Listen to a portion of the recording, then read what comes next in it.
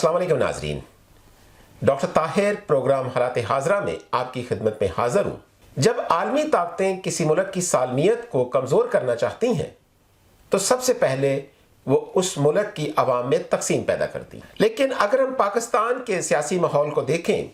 तो यहाँ पर किसी आलमी ताकत को कोई साजिश या कोई मदाखलत करने की ज़रूरत नहीं है, क्योंकि इस वक्त पाकिस्तान के अंदर इस तरह की एक सियासी तकसीम पैदा हो चुकी है कि जो सियासी इख्तलाफात हैं वो ज़ाती दुश्मनियों की हद तक जा चुके हैं और पाकिस्तान के अंदर एक ऐसा सियासी माहौल बन चुका है कि जो एक दूसरे की मुखालफत में जो दुश्मनियों की हद तक जा चुका है। और इस सिलसिला में अगर हम देखें तो पाकिस्तान के अंदर जो साबका हुकूमत है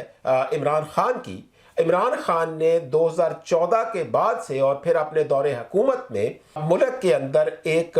एक मुखालफत और मुल्क की आवाम को तकसीम करने में, कौम को तकसीम करने में एक अहम किरदार अदा किया। उसने अपने सियासी मुखालफीन को उनके खिलाफ एक इंतकामी कार्रवाइयाँ की और उनके खिलाफ एक ऐसा माहौल पैदा किया कि जिससे आवाम को उनके खिलाफ एक नफरत पैदा की जा सके और आपस में एक मुल्क के अंदर एक तकसीम पैदा की जा सके। तो इसमें इमरान खान का रोल जो है वो साबका हुकूमत में वो एक इंतहाई कलीदी रोल है, जिसके लिए उसने भरपूर तौर पर सोशल मीडिया को इस्तेमाल किया, इलेक्ट्रॉनिक और प्रिंट मीडिया को इस्तेमाल किया पाकिस्तान की आवाम में को तकसीम करने में। लेकिन ये तो एक अमल था कि जो आवाम को सियासी पार्टियों के खिलाफ और सियासी कारकुन जो थे एक दूसरी जमातों के, उनमें तकसीम पैदा की गई।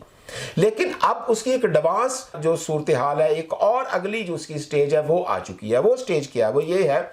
कि अब आवाम और पाकिस्तान की फौज के दरमियान जो है वो तकसीम पैदा करने की कोशिश की जा रही है। पाकिस्तान की आवाम के अंदर अपनी फौज के खिलाफ नफरत पैदा करने की कोशिश की जा रही है और इंतहाई बदकिस्मती से ये कोशिश जो है, इसमें जो रिटायर्ड फौजी अफसरान हैं उनका किरदार बहुत कलीदी है और वो 2014 से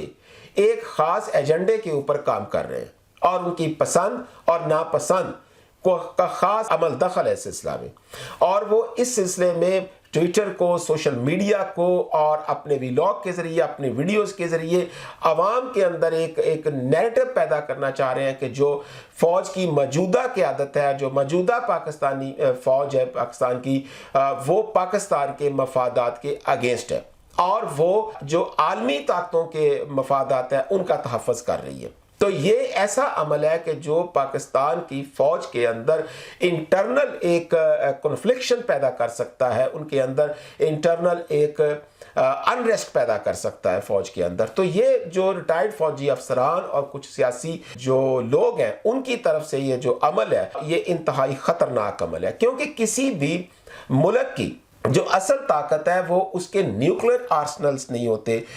वो उसकी टैंक, तोपें और उसका असला नहीं होते, बल्कि किसी भी फ़ौज की असल ताकत जो है वो उसकी आवाम होती है कि वो आवाम उस मुल्क की अपनी फ़ौज के पीछे खड़ी होती है। अगर हम इसकी एक ब्राइट एग्जाम्पल देखना चाहें अपने प्रेजेंट दौर में, इस मौजूदा दौर में, तो वो हमें रशिया और यूक्रेन वॉर में नज़र आ रही है। क्योंकि अगर इस वॉर का हम ज़रा गौर से देखें तो रशिया की फ़ौज लड़ रही है यूक्रेन के अगेंस्ट, फ़ौज के अगेंस्ट, लेकिन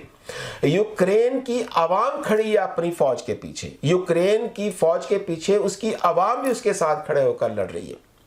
तो यही वजह है कि रशिया दुनिया की दूसरी बड़ी ताकत, फौजी ताकत होने के बावजूद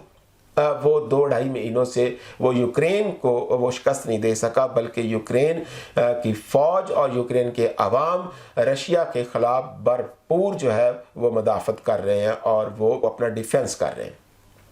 तो असल ताकत जो है वो अवाम होती है और फौज का और उस मुल्क की अवाम का आपस में एक रिश्ता बहुत मजबूत होना चाहिए, अतमाद और ट्रस्ट का रिश्ता जो है वो उनका होना चाहिए।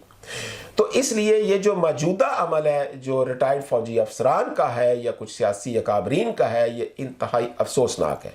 तो मौजूदा हुकूमत की ये जिम्मेदारी बनती है कि वो अपने अदारों की जो ख़ास तौर पर FIA के ज़रिए वो इस घिनौनी साजिश को जो पाकिस्तान के अंदर पाकिस्तान के ख़िलाफ़ हो रही है, इस घिनौनी साजिश को वो रोके اور ان لوگوں کے خلاف جو فوج کے بارے میں عوام کے دلوں میں ایک نفرت پیدا کرنا چاہتے ہیں اور خلیج پیدا کرنا چاہتے ہیں، اس کو وہ بھرپور طریقے سے اس کو آئینی، قانونی اور طاقت کے ذریعے اس کو روکنا چاہیے، ورنہ یہ آنے والے وقتوں میں یہ بہت زیادہ پاکستان کی سالمیت کے لیے خطرناک ہو سکتا ہے۔ اجازت دیجیے، اللہ حافظ۔